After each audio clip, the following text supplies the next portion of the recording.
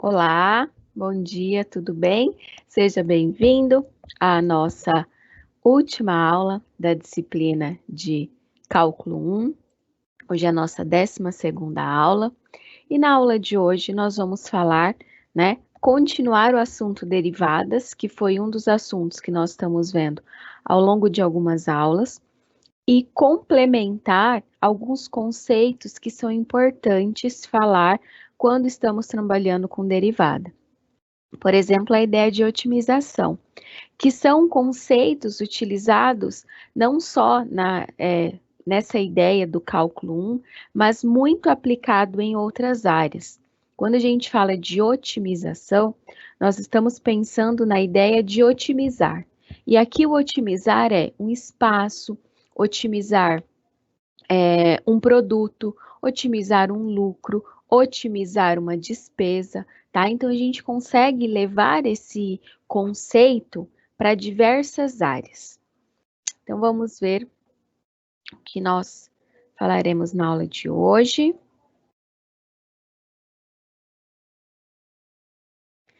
Vamos ver o que é o máximo e o mínimo de uma função, então como que ela se comporta e qual que é esse máximo, qual que é esse mínimo. Concavidade e ponto de inflexão, quando ela é côncava para cima, quando ela é côncava para baixo. Aí você pode falar, professora, a gente falou de concavidade. Sim, nós falamos de concavidade quando se tem uma função quadrática. Mas quando você tem uma função do quarto grau, por exemplo, como que você consegue olhar para essa concavidade da função? Então, nós vamos falar disso também ao longo da aula. Esse ponto de inflexão, que nós vamos ver que é um ponto onde a função ela muda de concavidade. Ela está ou ela é côncava para cima em um determinado intervalo, e a partir de um ponto ela muda sua concavidade, ela fica côncava para baixo. Nós vamos falar também de otimização.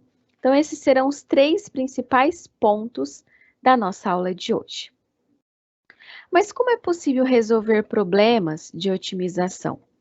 Como verificar se a função tem ponto de máximo ou de mínimo? Bom, primeiro, para responder essas duas perguntas, nós precisamos analisar algumas situações, conhecer algumas características das funções. Mas eu já te adianto que, tanto para resolver problemas de otimização, quanto para verificar se a função tem um ponto de máximo ou ponto de mínimo, nós vamos utilizar a derivada. Muito bem, você está certo, derivada. E quando a gente fala em derivada, podemos relacionar com taxa de variação, com pontos que estão relacionados a valores, a determinados comportamentos da função. Então, a gente também pode trabalhar com isso, ok? Então, vamos lá. Primeiro, máximos e mínimos. Bom, como o próprio nome diz, a ideia de máximo e mínimo está mesmo relacionado em um ponto máximo e um ponto mínimo, ou o maior ponto e o menor ponto da função, quando nós a analisamos com base em dados, tá? Com base em determinados valores. Mas como é que a gente determina o máximo e o mínimo local? Por que que nós falamos de máximo e mínimo local? Nós também vamos ver na aula de hoje, quando verificarmos essa ideia de otimização, o máximo e mínimo da função. O local é quando a gente está olhando para um determinado intervalo, e o da função é quando nós temos ali aspectos relacionados a toda a função, ok? Como que a gente determina, então, esses máximos e mínimos? É pelo teste da primeira derivada. Então, suponha que nós temos C que seja um ponto crítico, ou um número crítico. O que significa isso? Onde a f' de x, ou seja, a derivada primeira da função, é igual a zero. E que nós temos uma função f que é contínua, tá? Esse número crítico, então, é onde a derivada é igual a zero.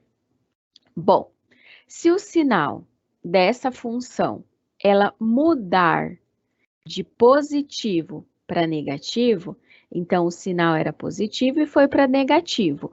Que sinal, né? quando você substitui o número crítico na função. Então, a função ela vai ter um máximo local. Era positivo e ficou negativo. Nós vamos ter um máximo. Se o sinal dessa função aplicada no ponto crítico mudar de negativo para positivo, nós vamos ter um ponto de mínimo nesse local em C, tá? E se o sinal da derivada é positiva à esquerda e à direita, ou negativa à esquerda e à direita, e não tem essa mudança, essa função não tem nem máximo nem mínimo local, tá? Então, quando a gente analisa a função, é possível verificarmos em relação a esses aspectos, tá? Vamos ver aqui 3 gráficos que nos mostram como que essa função ela se comporta quando a gente tem um máximo e quando a gente tem um mínimo, tá? Então, vamos ver aqui. Veja, aqui a derivada era maior que zero, ó. A partir do ponto C, considerando aqui o número crítico, ela ficou menor que zero. Então, esse ponto aqui é um máximo. E veja que nós temos a definição aqui para a derivada. Ela era maior que zero e ficou menor que zero. Mas como que eu sei que é maior que zero e ficou menor que zero? Você escolhe um ponto dentro desse intervalo e substitui aqui na derivada da função. E o mesmo você faz para depois dessa derivada, ok? Bom, quando a gente olha para o outro gráfico, já era diferente. A derivada ela era negativa, menor que zero. A partir do ponto crítico, ela mudou. Ela ficou maior que zero.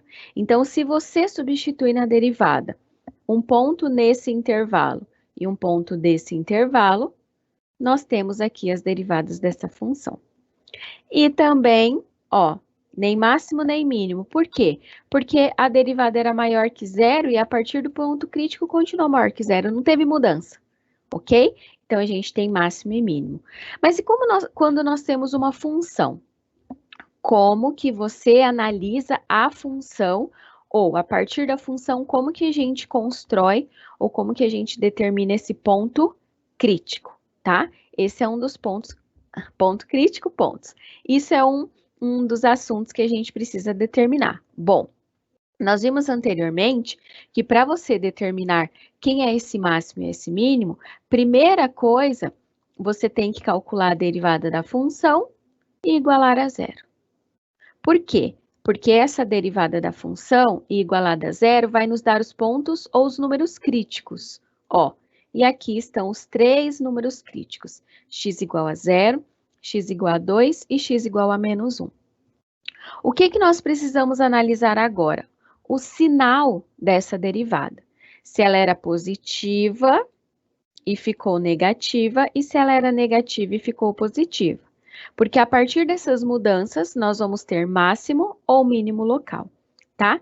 Encontrados os números críticos, pode ser 3, 2, 1, 4, depende do tipo de função. Nós precisamos agora analisar os intervalos dessa função. Ou seja, eu vou retomar aqui para te mostrar a seguinte interpretação. Como nós temos 3 intervalos,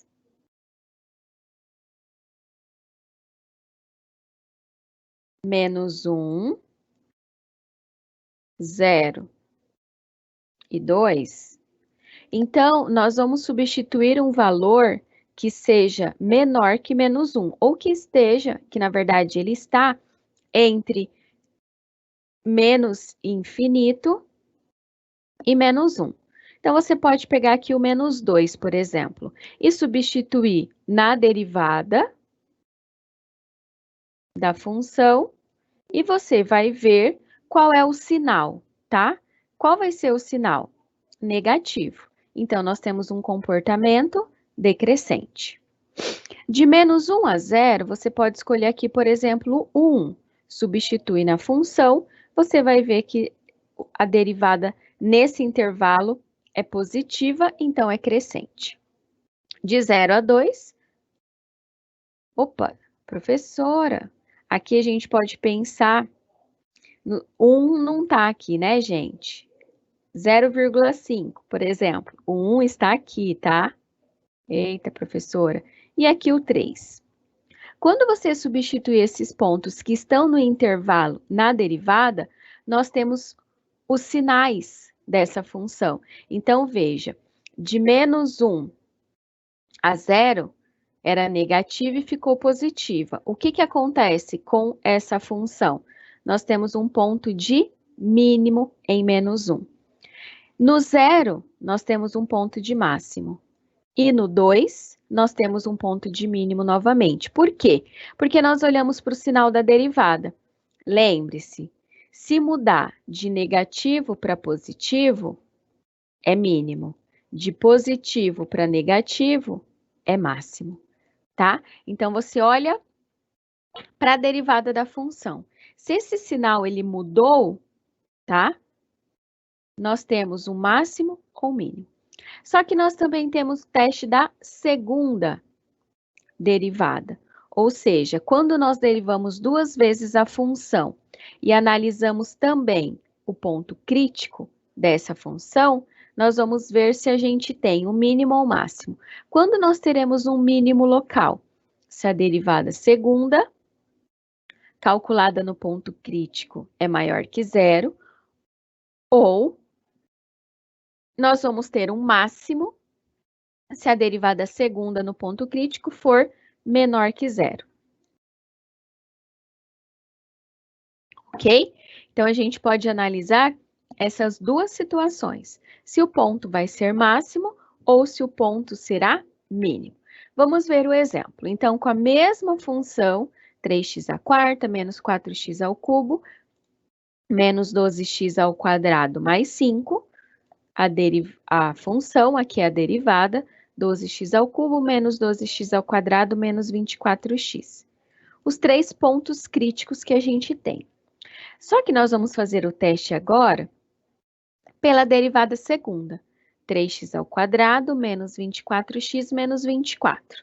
Então, o menos 1, veja que é positivo, o 0 é negativo e o 2, ele é positivo. Então, quando a gente tem um ponto de máximo ou ponto de mínimo, como que se dá essa representação? Então, se a derivada segunda aplicada no ponto crítico for maior que 0, ou seja, for positiva, nós temos um mínimo. Se ela for negativa, nós temos um máximo. Então, ó, positiva, negativa e positiva. Então, aqui nós temos 2 pontos de mínimo e um ponto de máximo, e é o mesmo que nós encontramos pelo teste da primeira derivada. Máximo e mínimo, tá? Professora, qual teste eu uso? Fica a seu critério, o que você achar melhor, tá? O que você achar que é mais fácil, mas veja a diferença entre eles. Primeiro, quando a gente olha para os testes, usa a primeira derivada, e você precisa substituir na derivada um ponto do intervalo. Não esqueça disso, porque se você substituir o ponto crítico, vai ser igual a 0.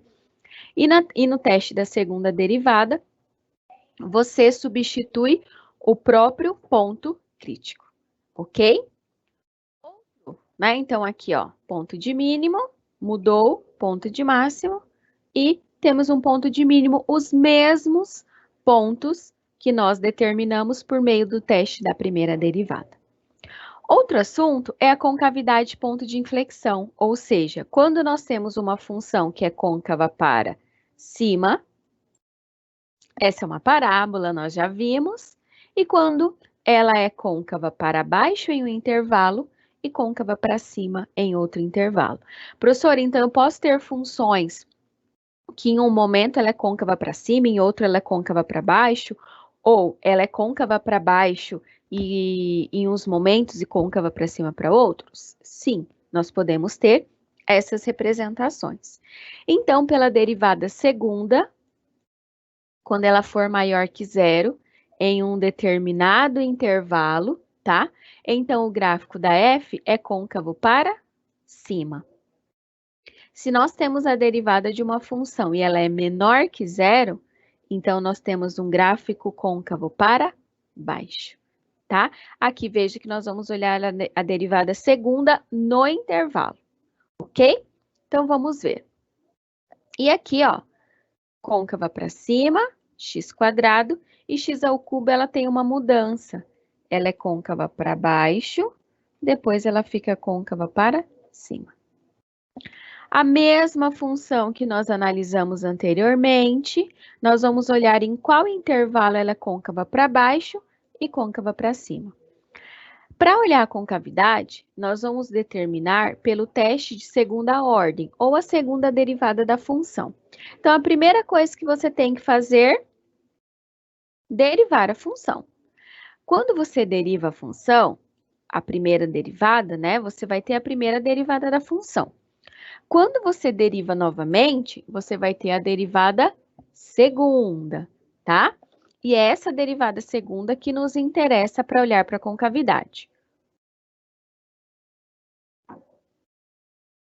Tendo a derivada segunda, 3x² menos 24x menos 24, é com ela que nós vamos trabalhar.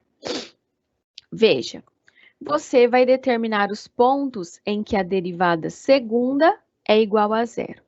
Como é uma função quadrática, você pode fazer pelo método da soma e produto, você pode fazer pelo método, pela fórmula de Bhaskara, tá? Para achar as raízes da função. Ou seja, nós temos aqui dois pontos, menos 0,55 e 1,22.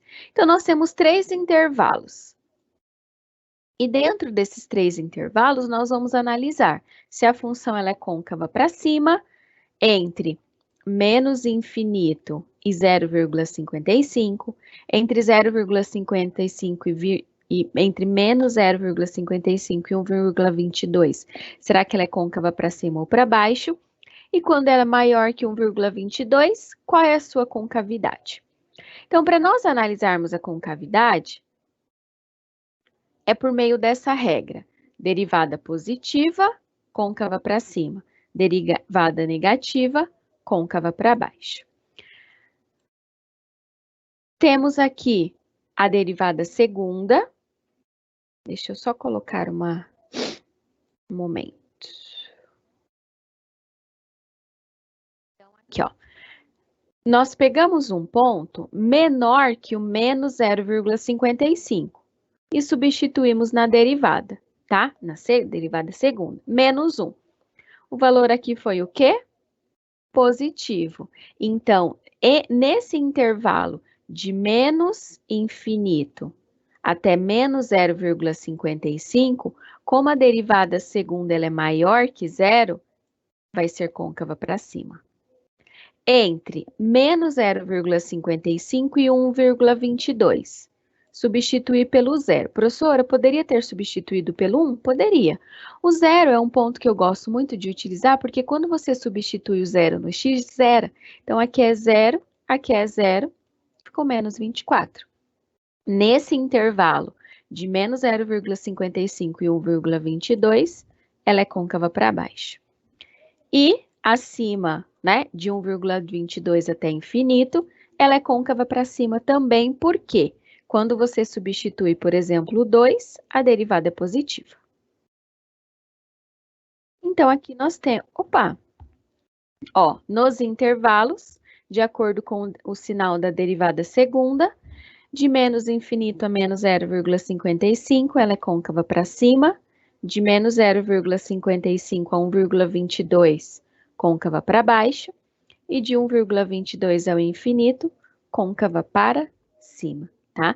Então, sempre olhando para a derivada dessas funções, seja para a primeira, seja para a segunda derivada, que vai nos dar informação dessa função. Só que veja, nesse intervalo aqui, ó, veja que a função mudou, né? Ela era côncava para cima e ficou côncava para baixo.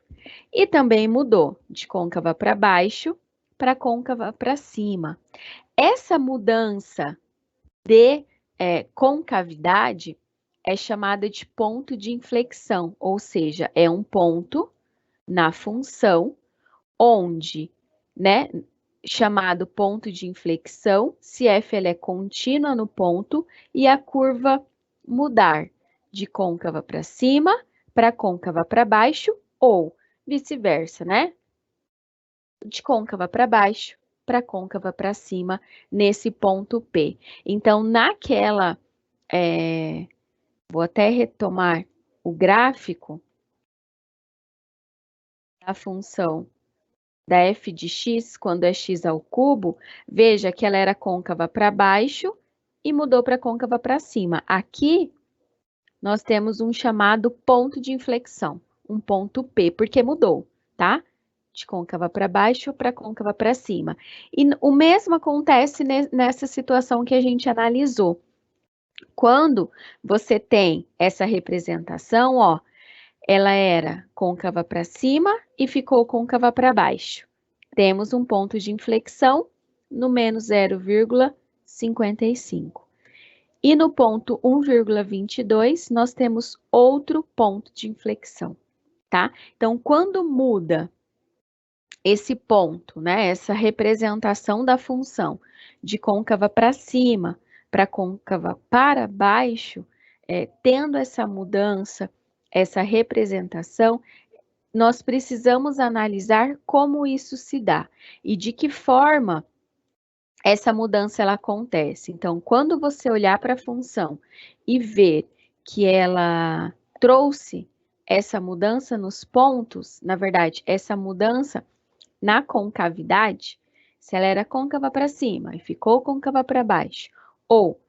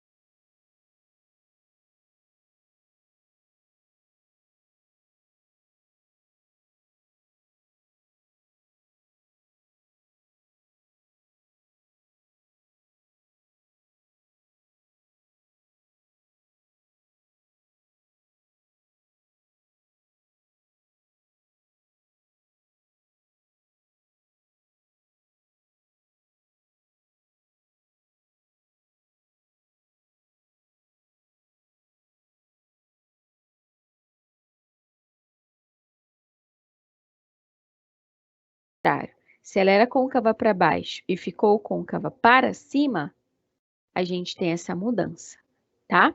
Então, é importante olhar, interpretar como se dá essa representação, ok? Falamos de teste da concavidade. Opa, voltei aqui só um pouquinho. Isso, tá certo, né? A gente estava olhando ali essa representação. Agora nós vamos falar de otimização, tá?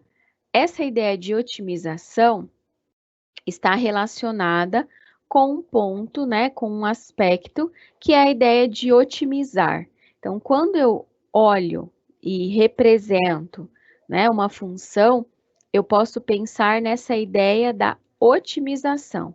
Mas como que a gente analisa, como que a gente interpreta essa otimização? É importante que você saiba que a palavra otimizar vem, na verdade, otimização vem do verbo otimizar, seja para você otimizar um espaço, otimizar uma área, otimizar o uso de um produto, otimizar um lucro. E falando de derivada, ela auxilia na forma como a gente determina essa otimização. Então, nós vamos utilizar a derivada para trabalhar com esses pontos relacionados à otimização.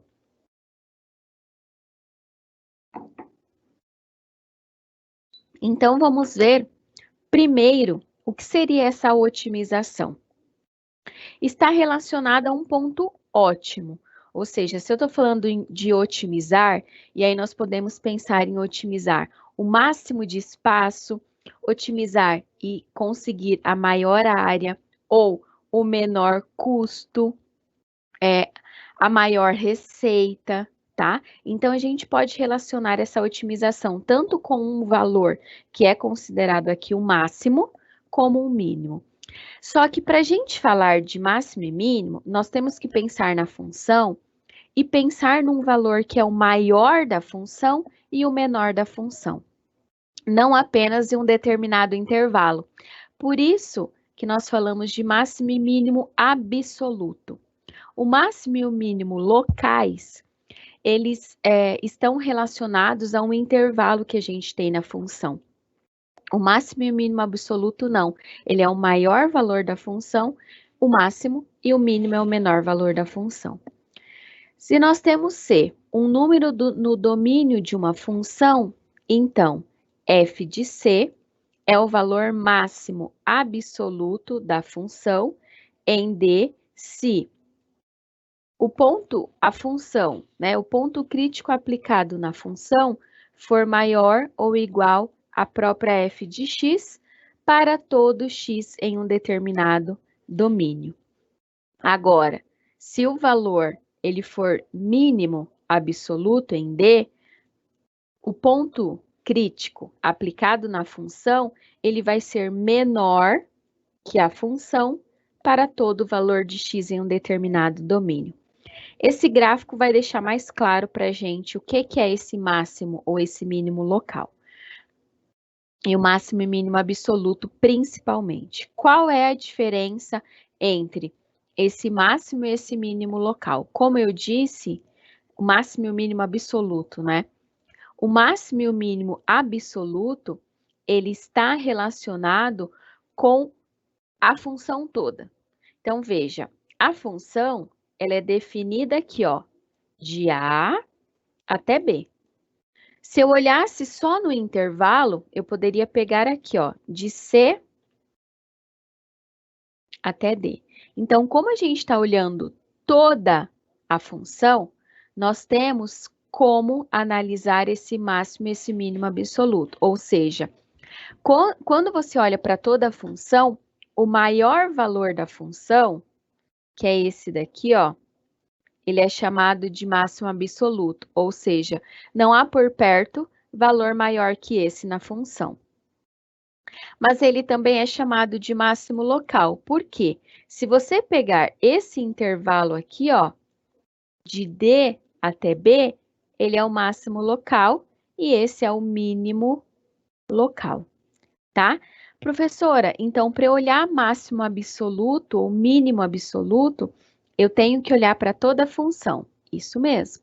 Então, o máximo absoluto é o maior valor que a função pode assumir e o mínimo é o menor valor que a função pode assumir, que ele também vai ser chamado aqui de mínimo local, tá?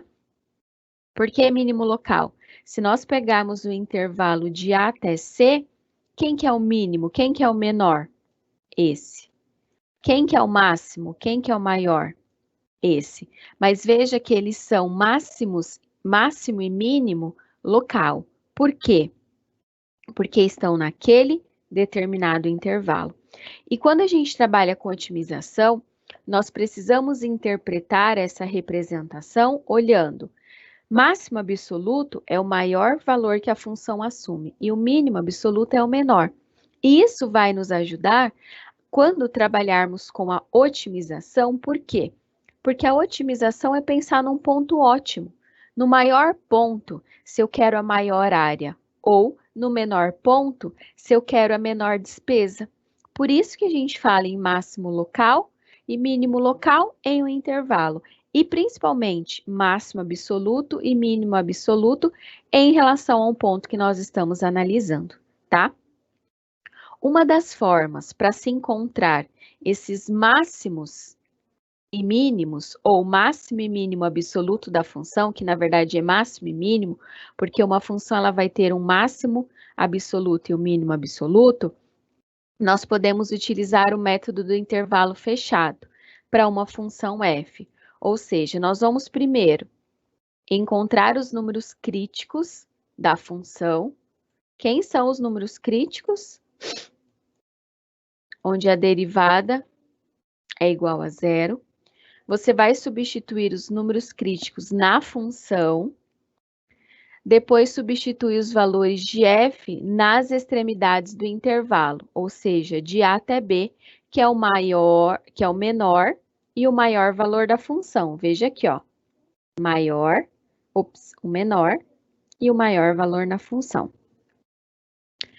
E depois, o maior valor entre as etapas 2 e 3 é o valor máximo absoluto, ao passo que o menor desses valores é o mínimo absoluto. Então, a primeira coisa é você encontrar o número crítico, ou seja, você vai derivar a função e igualar a zero. Quando você deriva e iguala a zero, você vai encontrar os números críticos, tá? O que você faz? Pega esses números e substitui na função.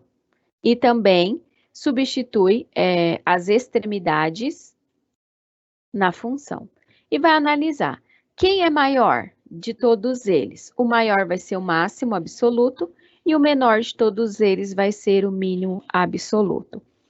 Esses passos para a gente olhar para determinar o máximo e mínimo absoluto podem ser utilizados também quando nós resolvemos problemas de otimização. Na verdade, esses pontos do método do intervalo fechado, eles são utilizados. Daqui a pouco nós vamos resolver uma situação, um problema, e eu até gostaria que você olhasse, né, interpretasse essa situação, você vai ver que nós vamos trabalhar com esses processos, tá? Calcular o número crítico, substituir o número crítico na função, olhar para esses pontos, tá? Porque isso vai ser importante quando olhamos para esses aspectos da otimização, ok? Mas como que a gente pode resolver um problema, aqui, de otimização? Alguns autores, eles trazem formas, métodos para se resolver, ou uma forma que você pode utilizar para resolução.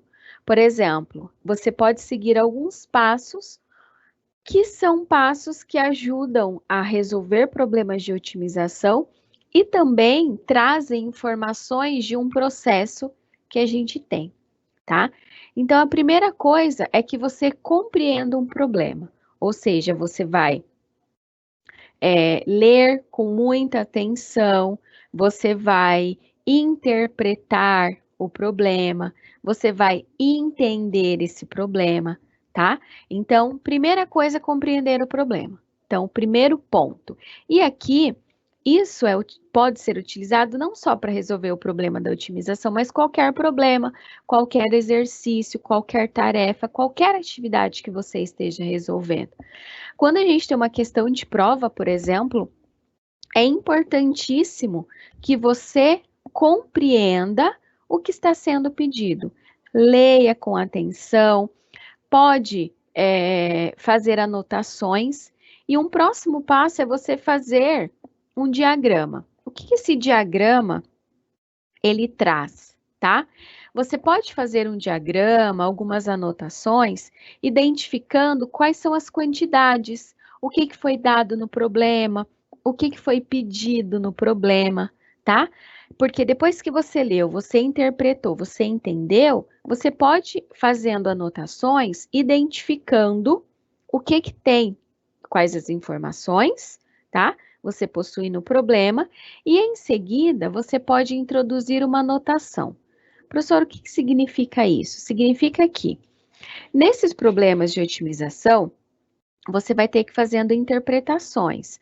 Qual variável você vai chamar de x, o que você vai chamar de y, você vai ter que derivar o que, interpretar e introduzir essa anotação para que ela o auxilie, tá?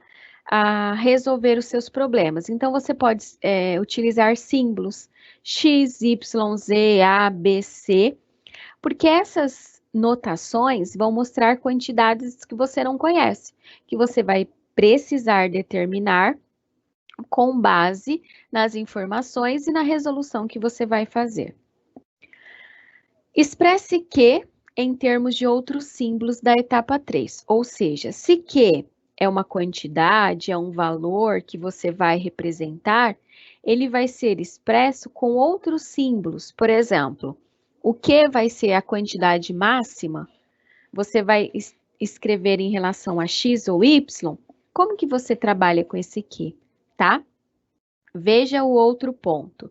Se o Q for expresso com uma função de mais de uma variável na etapa 4, use as informações dadas para encontrar relações entre essas variáveis. Por quê? Porque nós vamos precisar de uma variável para que ela seja derivada, para que você consiga olhar para o ponto crítico, para saber quem é o máximo ou o mínimo absoluto dessa função. E o último método para encontrar quem são os valores máximos e mínimos absolutos dessa função, ou seja, utilizando, né, você pode utilizar esse método do intervalo fechado, que a gente acabou, né, olhando para determinar essa representação, para determinar e melhor, resolver esse problema de otimização. Então, são alguns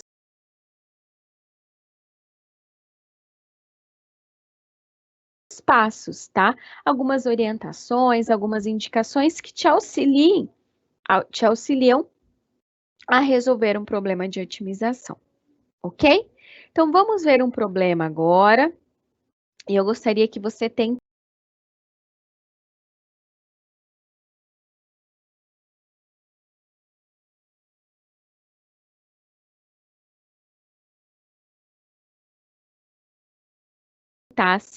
resolver. Pretende-se estender um cabo de uma usina de força à margem de um rio de 900 metros de largura até uma fábrica situada do outro lado do rio, 300 metros rio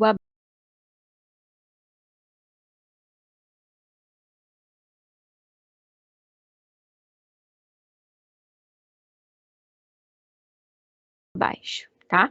Então, aqui nós temos a usina, a fábrica. O custo para estender o cabo pelo rio é R$ 5,00 o metro. O custo para estender o cabo pela terra é R$ 4,00 o metro. Qual que é o percurso mais econômico, tá? Então, será que vai ser nós olharmos para aqui, para cá e para cá? Ou da usina no ponto P até a fábrica? Qual que vai ser o ponto mais econômico?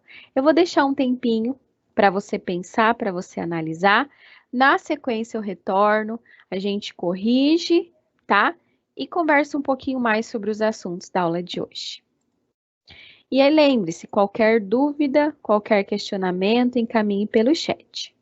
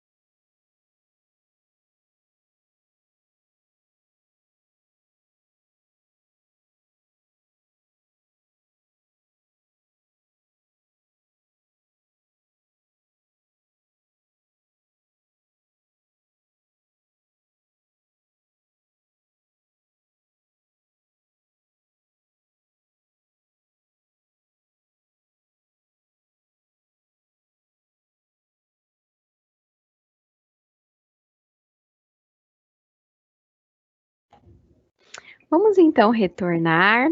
Você tentou, né, compreender, leu, verificou as informações. Então, veja, essa imagem nos traz muitas informações. Por quê? Ela está mostrando como pretende se estender esse cabo de uma usina à margem de um rio que tem aqui 900 metros de largura até uma fábrica situada do outro lado do rio, 300 metros abaixo, tá?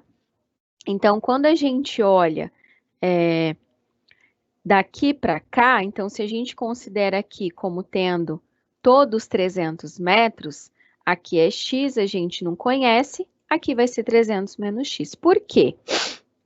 Quando você aplica Aqui nós temos um triângulo retângulo, esse é a hipotenusa, então o quadrado da hipotenusa é a soma dos quadrados dos catetos. E para a gente minimizar o custo, para fazer a instalação do cabo, a função custo que a gente vai analisar vai ser essa função. Professora, por que 5 vezes raiz quadrada de 810.000 mais x quadrado? Porque, veja, quando nós analisamos aqui, ó, seria os 900 mais x mais 3.000 menos x, tá? Aí aqui seria um pedaço por terra, ou por água, né? E aqui por terra. Só que aqui nós vamos ter um menor custo, né? E é esse menor custo que a gente vai determinar. Então, é esse pedaço aqui por água, que corresponde a essa função. O 900 ao quadrado é 810.000 mais x quadrado, mais 4, que multiplica 3.000 menos x. Ou seja, esse 3.000 menos x é o custo por esse cabo ele ir por terra. Porque R$5 é o metro pelo cabo passando para o cabo ser estendido pelo rio e R$4 por terra. Por isso que nós temos essa representação, 5 vezes a função que modela esse cabo pelo rio, mais 4 vezes a função que modela esse cabo por terra, tá? Qual que é, ou quais são o nosso intervalo? Então, como x e 3.000 não podem ser negativos, a região de interesse, ou seja, o domínio do problema, é o intervalo de 0 a 3.000. Não pode ser menor que zero, ou seja, não pode ser negativo. O menor é o zero. E o máximo é esses 3.000, que é o intervalo que a gente tem aqui para essa parte que o cabo vai ser estendido, tá? Por que que nós olhamos para esses intervalos? Porque agora nós vamos precisar derivar a função, encontrar o número crítico, aplicar na função e também substituir na função os extremos, tá? Lembrando do método do intervalo fechado. Primeira coisa é encontrar o número crítico. Como que a gente acha o número crítico? Derivando a função. Então, a derivada de 5, que multiplica a raiz quadrada de 810.000 mais x ao quadrado, mais 4, que multiplica 3.000 menos x, é essa derivada da função. Então, aqui a gente tem, nós podemos aplicar a regra da cadeia, tá? Lembre-se que a gente tem aqui a função de dentro e a função de fora, tá bom? Nós precisamos igualar a zero o número crítico para depois substituir na nossa função. Então, a gente precisa achar os números críticos. Então, a derivada é igual a zero, tá? O 4, ele é menos, ele fica para o outro lado da igualdade mais, eleva ambos os lados da igualdade ao quadrado, porque a gente pode simplificar essa raiz quadrada, 25x ao quadrado sobre 16. Nós precisamos encontrar o valor de x. Então, x ao quadrado é 1.440.000, x é mais ou menos 12, tá? Por que que o x aqui ele não pode ser negativo? Porque nós não podemos ter uma medida negativa. Então, ele pode ser o quê? Positivo. E quanto que ele vale? 1.200. Então, agora a gente já tem os 3 pontos, tá? O ponto crítico e os pontos extremos da função. O que que a gente faz? Substitui. Então, aqui, ó, não pode ser aqui um valor menos 1.200, tá? O 1.200 pode, ok? Tanto que se a gente soma 3.000 menos 1.200, vai dar 4.200. Vai ultrapassar essa medida. Então, não pode. Então, agora nós vamos verificar o ponto crítico e o intervalo do 0 e 3.000, para saber quem é o mínimo e quem é o máximo da nossa função. Veja que a função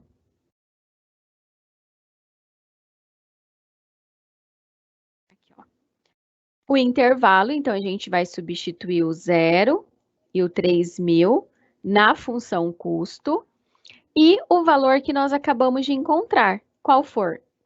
1.200. Então, nós temos que o custo de 0 é 16.500, o custo de 1.200 é 14.700 e o custo de 3.000, 15.600. Então, veja, esse é o nosso maior valor e esse é o nosso menor valor. Então, um é um ponto de máximo e um é um ponto de mínimo. Então, o custo mínimo para a instalação do cabo vai ser de quanto? 14.700. Para obtê-lo, deverá percorrer 1.800 metros por terra a partir da fábrica e depois ir por água até a usina. Por que 1.800? Os 3.000 menos o 1.200, que é o menor custo, tá? Dos 14.200, por isso aqui os 1.800. Então, esse foi um problema de otimização, interpretando, tá? O enunciado, interpretando os pontos que a gente havia olhado para aquele método do intervalo fechado e também para aquelas regrinhas, para aqueles pontos, né, em relação a problemas de otimização. Então, na aula de hoje, nós falamos de máximos e mínimos, concavidade e ponto de inflexão e a otimização. E lembre-se, os 3 assuntos estão relacionados à ideia de derivada, seja a derivada primeira ou derivada segunda, que pode nos auxiliar a resolver esses tipos de problemas, ok? Hoje, então, a nossa última aula da disciplina, tá? Gostaria de agradecer as participações, os momentos que a gente foi conversando, né? Ao longo dessas 12 aulas da nossa disciplina e desejar sucesso a todos vocês, tá? E quem sabe possamos nos encontrar em um outro momento, em uma outra disciplina. Um grande abraço, sucesso e se cuidem e até uma próxima.